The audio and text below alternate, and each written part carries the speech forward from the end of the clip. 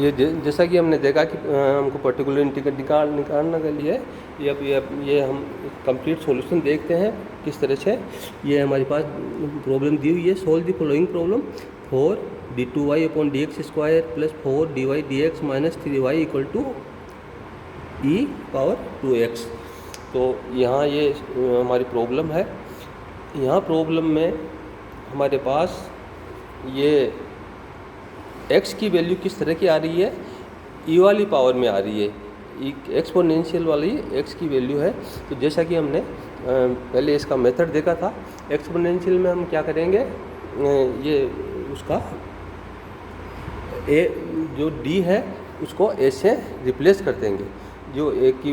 अब यहाँ हम देखते हैं जैसे तो e⁻²x है, तो यहाँ a की वैल्यू 2 आ रही है, तो वो एक्सपोनेंशियल वाले से पर्टिकुलर इंटीग्रल निकालने के लिए वो मेथड लगा देंगे। तो अब हम यहाँ देख रहे हैं इसका कंप्लीट सॉल्यूशन किस तरह से फाइंड आउट करेंगे। तो कंप्लीट सॉल्यूशन निकालने के लिए हम इसका पहले कम्प्लीमेंट्री फंक्शन निकालेंगे।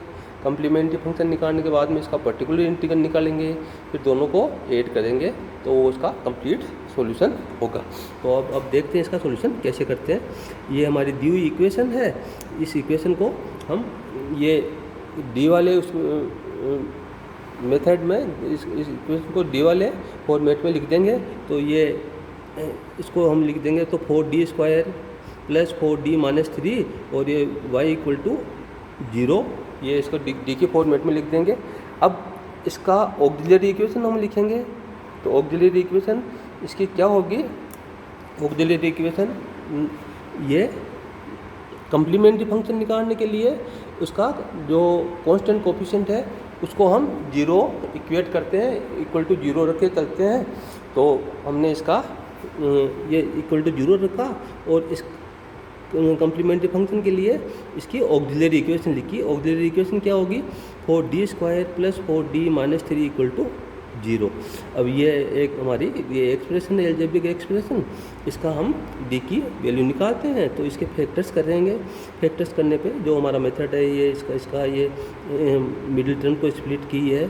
तो 4d² plus 6d-2d-3 equal to 0 और ये इधर से कॉमन लेके ये, तो ये इसके फैक्टर्स क्या आ जाएंगे, 2d + 3 और 2d-1। तो ये हमारी जो ऑक्सिलरी इक्वेशन है उसके फैक्टर्स आ गए। ये फैक्टर्स आए तो फिर फैक्टर्स का हमने डी की वैल्यू निकाली, रूट्स निकाले। जो हमारी ये algebraic expression I, equation algebraic equation थी, उसके हमने रूट्स निकाले। तो रूट्स डी इक्वल टू, ये इसको सोल्व करेंगे तो डी की वैल्यू क्या आएगी, एक तो -3/2 आ रही है और 1/2 आ रही है। तो जैसा कि हमने देखा था, अगर किसी कम्प्लीमेंट्री फंक्शन के लिए रूट्स रियल और डिस्टिंक्ट, ये फर्स्ट केस में आ रहे हैं, इसके रूट्स कैसे आ रहे हैं, जो हमने देखा था केस फर्स्ट रियल हैं और डिस्टिंक्ट है, अलग अलग हैं ये। और रियल वैल्यू है इसकी, एक वैल्यू आ रही है -3/2, एक वैल्यू आ रही है 1/2। तो इसका कम्प्लीमेंट्री फंक्शन हम लिखेंगे। तो कम्प्लीमेंट्री फंक्शन क्या आ जाएगा, complementary function equal to c1e -3/2x plus c2e 1/2x। ये इसमें इसकी वैल्यूज आ रही है x, तो ये इसका कम्प्लीमेंट्री फंक्शन हो जाएगा। ये कम्प्लीमेंट्री फंक्शन हमारी ये सॉल्यूशन का आधा पार्ट हुआ। आधा पार्ट ये, अब इसका नेक्स्ट जो है आधा पार्ट वो पर्टिकुलर इंटीग्रल होगा। पर्टिकुलर इंटीग्रल के लिए हमने यहाँ देखा कि ये जो x की वैल्यू है वो एक्सपोनेंशियल फॉर्म में है। तो ये पर्टिकुलर इंटीग्रल निकालने के लिए ये पी आई इक्वल टू क्या हो जाएगा, 1/fd। और डी की वैल्यू, यहाँ fd की वैल्यू हमारे पास क्या है, 4d² प्लस 4d-3 और e⁻²x। और यहाँ ये हमारे इस मेथड में हमने यहाँ d को हम किससे रिप्लेस करते हैं, s से। और a की वैल्यू यहाँ क्या है, 2 है, यहाँ e⁻²x है, तो a की वैल्यू 2 है। एक्सपोनेंशियल वाले हमारे मेथड में d को a से रिप्लेस करते हैं, तो ये इक्वल टू ये 4, ये a की वैल्यू 2 है, d² है तो d की जगह a की जगह 2 रखा, स्क्वायर है तो स्क्वायर प्लस 4 और ये 2 - 3 e2x। और इसको हमने थोड़ा सिंप्लीफाई किया तो ये क्या आ जाएगा, सिंप्लीफाई करने पे e⁻²x/21। अब ये e की पावर 2x अपॉन 21 क्या आया, ये है हमारा पर्टिकुलर इंटीग्रल। तो ये x जो हमारा फर्स्ट पर्टिकुलर इंटीग्रल का जो हमारी फॉर्म थी एक्सपोनेंशियल फॉर्म, उसके अकॉर्डिंग हमने ये फॉर्मूला यूज़ करके और ये निकाला। अब इसका जब हम कंप्लीट सॉल्यूशन लिखेंगे, हमारी इक्वेशन 1 जो हमारी दी हुई प्रॉब्लम है, इसका हम कंप्लीट सॉल्यूशन लिखेंगे। वो कंप्लीट सॉल्यूशन क्या आएगा, कंप्लीट सॉल्यूशन होगा y equal to C A plus P I. देखो यहाँ ये हमको ये समझने की ज़रूरत है कि यहाँ कंप्लीट सॉल्यूशन किस तरह से लिखा जाता है, y equal to C A plus P आई।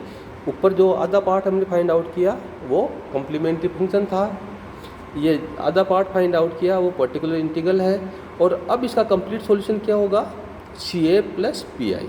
तो ये हमको थोड़ी सी ध्यान रखने की है कि इसका कंप्लीट सॉल्यूशन किस तरह से लिखा जाता है। अब यहाँ ये वाई सी एफ और पी आई की वैल्यू रख देंगे हम। तो वाई इक्वल टू क्या है, ये सी एफ की वैल्यू क्या है, यहाँ सी एफ की वैल्यू ये है, तो C one e raise to minus 3/2x plus C two e raise to 1/2x, ये सी एफ की वैल्यू आई, और ये प्लस ये पर्टिकुलर इंटीग्रल की वैल्यू ये हमारे यहाँ है, तो e की पावर 2x अपॉन 21। इस तरह से ये दोनों को कंबाइन करके और हमारा ये सॉल्यूशन होगा। तो इस तरह से ये जो इक्वेशन नंबर 1 है उसका ये कंप्लीट सॉल्यूशन इस तरह से हम फाइंड आउट करेंगे। ये हमारा कंप्लीट सॉल्यूशन होगा। तो कंप्लीट सॉल्यूशन इक्वेशन 1 का क्या हुआ, y equal to C one e की power -3/2x plus C to 1/2 है x प्लस ई की पावर 2x अपॉन 21, ये इसका कंप्लीट सॉल्यूशन है। तो ये फर्स्ट मेथड से हमने यहाँ देखा कि कैसे हम सॉल्यूशन निकालते हैं।